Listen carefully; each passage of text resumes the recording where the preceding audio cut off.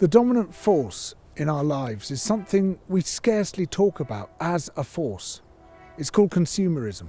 Consumerism is the stifling of our moral imaginations. So we might go to the shop and we see some smoked salmon in a packet. And it's just this orange jelly-like stuff, which, oh, that looks nice, that looks tasty, all packaged nicely. And there might be a little thing at the top with the Scottish flag, some tartans or bagpipe to say, oh, this comes from Bonnie, Scotland, and it's all healthy and lovely there, and the air's clean. And so it creates a sort of backstory, but it's a backstory which bears almost no relation to what's actually going on. That here you've got these salmon in these cages in sea locks being treated appallingly, in terrible conditions, literally falling apart, even as they're still alive, being eaten to death by sea lice, having these horrendous treatments given to them to try to stop the sea lice, being fed on what's basically ground up fish meal, which is harvested by these massive super trawlers, scooping up entire shoals of fish and the dolphins that are hunting those fish. And whenever a super trawler passes by, dead dolphins start washing up on the beaches. Because seals want to come and eat the salmon, the seals are shot, and orphaned pups then starve to death. And we have these whole sequence of horrendous things happening in order to deliver you this orange jelly-like substance in a packet. But we don't think about those things because our moral imaginations have been stifled by the fact that this thing has been completely removed, detached from its context. And then we don't think about the future either, about what happens to the packaging once we've thrown it away. Where is this place called away? There is no away. It's still on this planet. Something has to happen to that packaging. It might be burnt in an incinerator. It might be dumped in landfill. We don't think about what the impact might be on the people of future generations, on people who live far away from us. What we require in the 21st century, in the midst of our environmental emergency, is a whole new moral compass. But far from developing this whole new, richer moral sense, this dominant force in our lives, consumerism, shuts down even our existing morality, stifling our moral imagination. And how is it projected into our lives? How has this become so dominant, so effective? How has it effectively shunted out of our minds so much of what was there before and placed in our minds instead this object, this service, this thing you can buy? Well, to a large extent with the help of celebrities. We're both Chance the Rapper. No, I get it.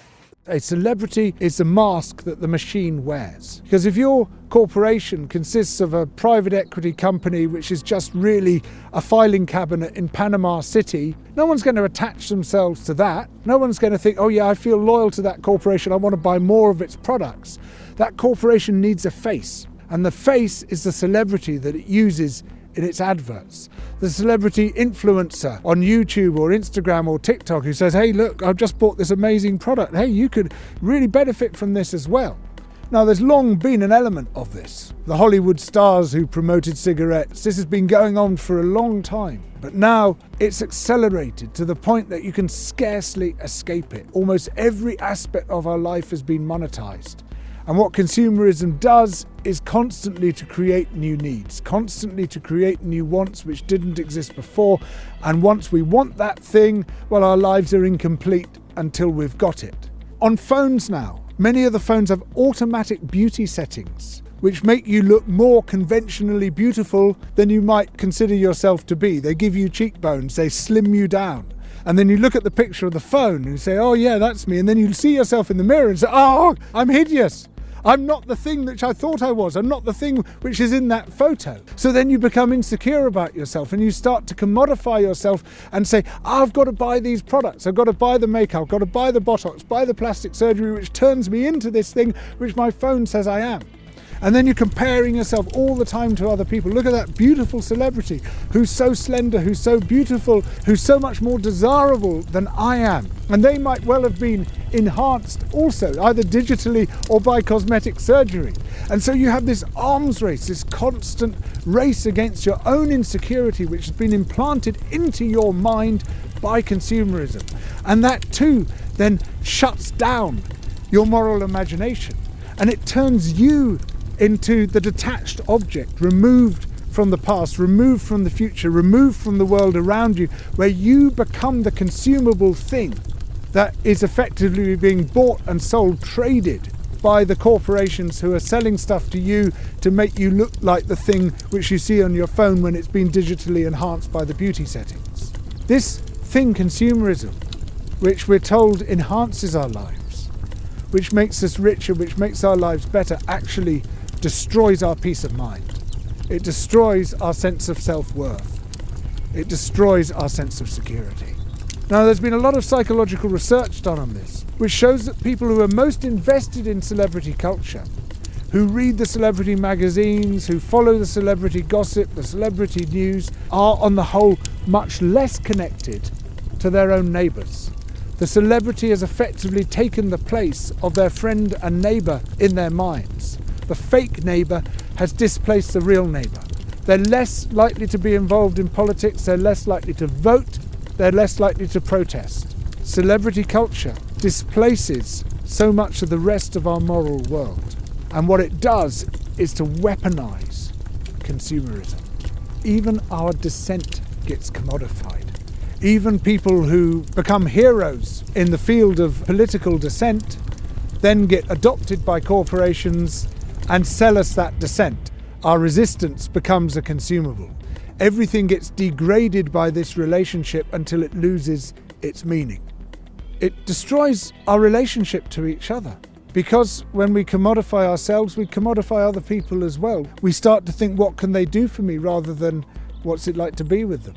We start to monetize our relationships, even our relationships to the natural world, this whole natural capital agenda which says, oh, we won't value things until we put a price on them.